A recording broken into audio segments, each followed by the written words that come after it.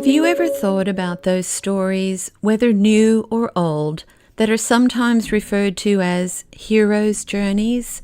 These kinds of stories often follow this kind of pattern. An unlikely hero ventures forth on an adventure from something ordinary to something astounding, moving from the known to the unknown. They encounter significant challenges and temptations.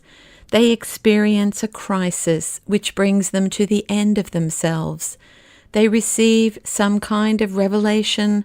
They achieve a decisive victory. They are completely transformed. They return home, empowered in a new way to be able to help others. We can think of many recent examples: Lord of the Rings, The Wizard of Oz, Harry Potter, and some far older examples: Pilgrim's Progress, Cinderella, The Tortoise and the Hare. I think the reason that these kinds of stories exist in all times, all places, all cultures, and the reason why they resound so deeply within every human heart is precisely because these hero journeys echo the ultimate hero's journey. This ultimate hero's journey is the best and truest story in all of human history. It's what is sometimes referred to in philosophical circles as the true myth. A myth is essentially some kind of truth that is best conveyed in story form.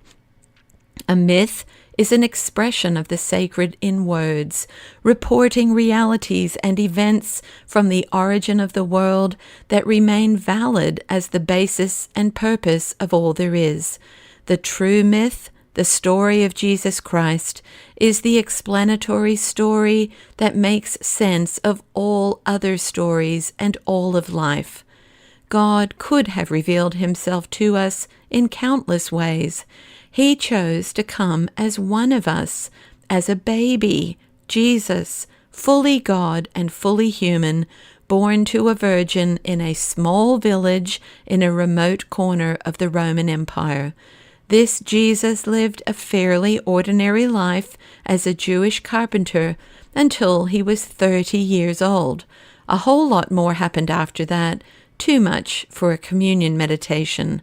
But the astounding conclusion of this ultimate hero's journey is that this same Jesus became the Savior of the world.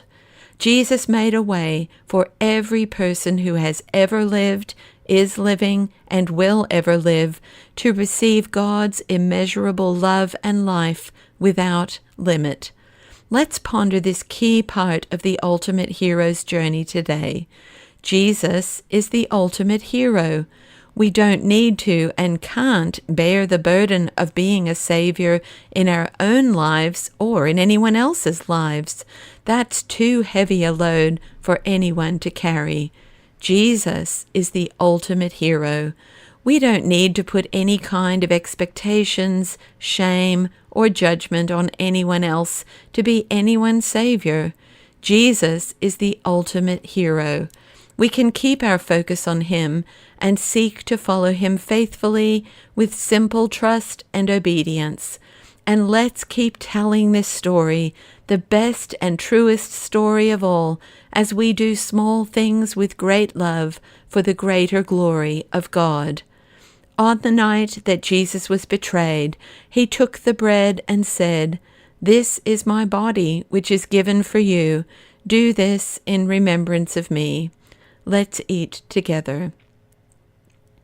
Again, Jesus took the cup and said, "This is my blood of the new covenant poured out for you. Do this in remembrance of me." Let's drink together.